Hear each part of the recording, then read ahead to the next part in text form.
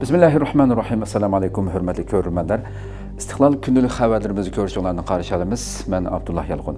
Proqramımızda vətənimiz Şərq Türkistan və dünya gün tərtibindəki ən mühim xəbərlərini huzuruna sunumuz. Qənəmsiz diqqətinizlər ekranımız olsun.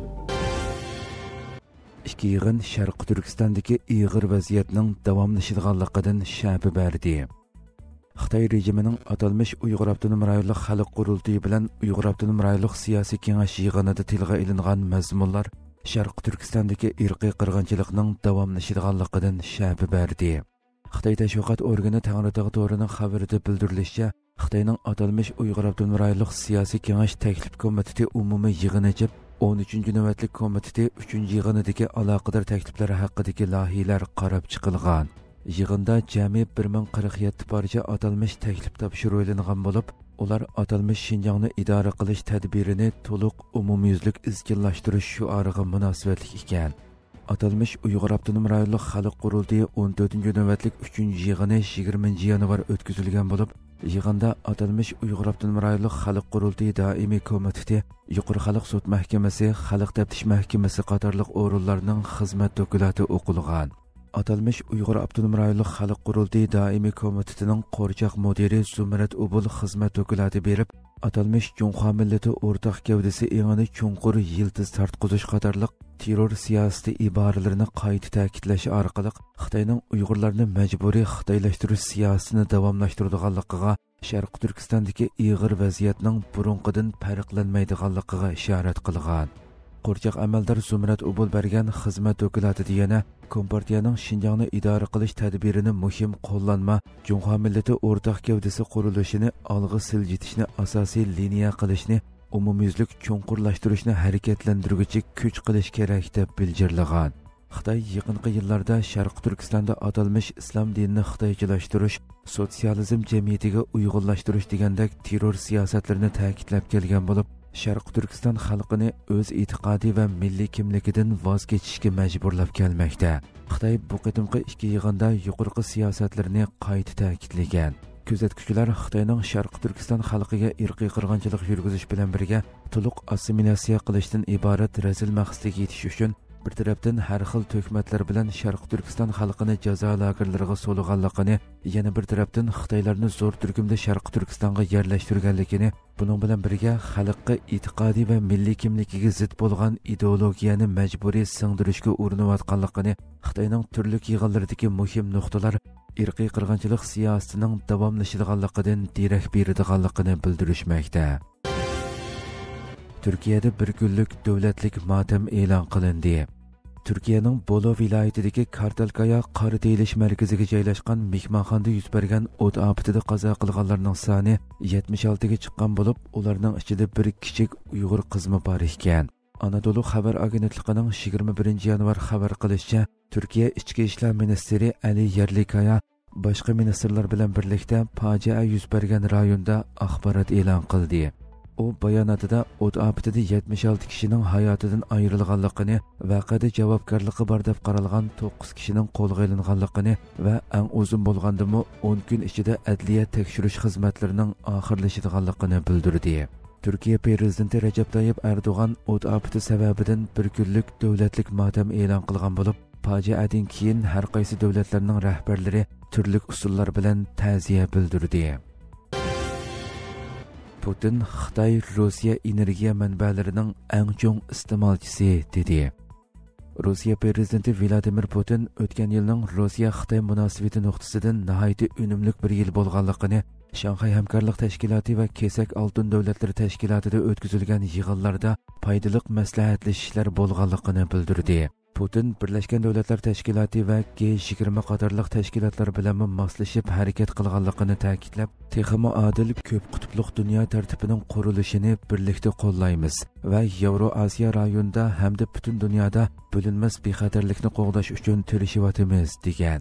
Putin Xitoy bilan bo'lgan o'zaro savdo hajmining sirtdan kelgan salbiy ta'sirlarga qaramay taraqqiy qilganligini ta'kidlab, o'tgan yilning dastlabki 11 oyida savdo hajmimiz 7% eshib 220 milliard dollardan oshdi. Xitoy ma'lumotlarga qaraganda o'tgan yili jami 245 milliard dollarga yetdi. Xitoy bizning asosliq savdo sherikimiz va Rossiya Xitoyning eng chong 5-savdo sheriki o'rnida turmoqda degan. Putin Rossiya gazini Xitoyga yetkazadigan Sibiriya turbiliniyasining 5 yil ilgari ishga kirishganligini eskartib, Xitoy Rossiya energiya manbalarining eng chong iste'molchisi, Xitoyga neft eksporti jihatda birinchi o'rinda turyapmiz. Sanoat, transport, dehqonchilik va boshqa sohalarda muvaffaqiyatli o'rtaq turlar ijro qilinmoqda degan. Rossiya Ukraina urushida Xitoyning Rossiyani har jihatdan oshkora yushirin qo'llashi izchil tanqid qilinib kelmoqda. Tashkilotlar birligi hay'atining Hindiston ziyorati davom qilmoqda. Hindiston Uyg'ur jamiyatining raisi Vasim Abdullah boshchiligidagi hay'at Xalqaro Sharq Turkiston tashkilotlar birligiga vakolatan Hindistondagi ziyoratlarini davomlashtirmoqda. Hay'at 21 yanvar Hindistondagi Tibetlarning markazi bo'lgan Dharamsalada Tibet mustaqilligi uchun kurash qilayotgan Tibet mustaqilligi o'quvchilar tashkilotini ziyorat qilgan. Ziyorat jarayonida Tibet va Sharq Turkistonning mustaqilligi uchun rayonda davom qilayotgan xizmatlarda hamkorlashish va kuch birligi hosil qilish to'g'risida birlik hosil qilingan. Hay'at 21 yanvar yana Markaziy Tibet hukumati ishxonasida Nurzin Dolma xonim bilan ko'rishgan bo'lib, suhbat jarayonida ikki taraf xizmatlarini o'zaro tunishtirgan. Hay'at navbatda Uyg'ur xalqi duch kelayotgan irqiy qirg'inchilikni ta'kidlash bilan birga Sharq Turkiston masalasini tunishtirgan. Bu jarayonda hay'at Nurzin Dolma xonimni Dehlida o'tkazilmoqchi bo'lgan yig'inga taklif qilgan. Echilmoqchi bo'lgan yig'inda Sharq Turkistonning navbatdagi vaziyati haqida texnik ko'p muzokara o'tkazilishi orqali xalqaro jamiyatning qo'llashini qo'lga keltirish kutilmoqda ekan.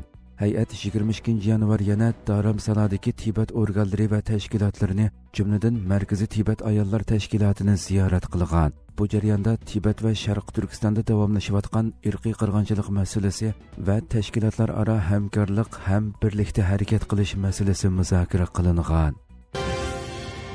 Afg'oniston bilan Amerika asir almashtirdi. Afg'oniston bilan Amerika asir almashtirgan bo'lib, 2 amerikalik qo'yib berilgan. Amerika ovozining xabar qilishicha, Taliban rahbarligidagi Afg'oniston hukumati 21 yanvar zaharlik chekimlik va terrorlik bilan ayblanib, Amerikada qamoqda yotgan bir Taliban a'zosi bilan 2 amerikalikni almashtirgan bo'lib, amerikalikni qo'yib beradiganligini e'lon qilgan. Afg'oniston Tashqi ishlar ministrligi bu haqda e'lon qilgan bayonotda qo'yib berilgan Afg'oniston fuqarosining Taliban a'zolaridan Xon Muhammad ekanligini bildirgan. Bayonotda deyilishicha, bu kishi 20 yil burun Afg'onistonning sharqidagi Nangarhar viloyatida qo'lga olingan bo'lib, keyin Amerikaga o'tkazib berilgan. Amerika federativ sudi uni gunohkor deb qarab, Kaliforniya shtatida umrlik qamoq jazosiga hukm qilgan. Taliban hukumati qo'yib berilgan 2 amerikalikning ismini oshkorlamagan hamda qo'yib berilganlarning sonini aniq bayon qilmagan. Ammo Amerika amaldorlari va ularning oila tabiatlarining aytishicha, ular 42 yoshlik Ryan Corbett va 69 yoshlik William Wallace McKenty ekan.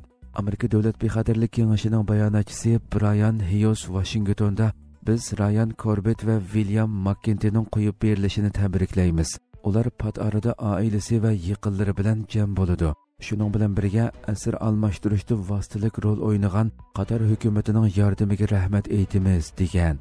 U yana Trump hukumatining Taliban tutqun qilgan barliq amerikaliklarni qo'yib berishni davomli talab qilayotganligini bildirgan. Hamas keyingi qadamdagi tutqunlarning yakshanba kuni qo'yib berilganligini bildirdi. Hamas Islomiy qarshilik ko'rsatish tashkiloti keyingi qadamda qo'yib berilgan tutqunlarning yakshanba kuni qo'yib berilganligini, buning kelishimdan bir kun kechikadiganligini e'lon qilgan. Janubiy Xitoy Sahar gazetining 21 yanvar xabar qilishicha, Hamas Isroiliya bilan imzolagan urush to'xtatish kelishimi bo'yicha keyingi turkumdagi tutqunlarning yakshanba kuni qo'yib berilganligini, buning dastlabki plandan bir kun kechikadiganligini jakarlagan. Xabar qilinishicha, Hamas shanba kuni qo'yib berilmoqchi bo'lgan tutqunlarning ismlarini e'lon qilgan bo'lib, Isroiliya qo'yib berilgan mahbuslarning ismlarini oshkorlaydi ekan. Bildirilishicha, bu qadam ilgari 3 isroiliyalik tutqunni va taxminan 90 nafar falastinlik mahbusning qo'yib berilishidan keyingi bosqichdagi asir almashtirish bosqichi ekan. Qo'yib berilgan tutqunlarning oila tabiatlari qolgan barliq tutqunlarni qo'yib berishga chaqiriq qilgan. navbatda Aqsa tufoni harakatida tutqun qilingan Isroiliyalikdan 91 nafari yanada Hamasning qo'lida ekan.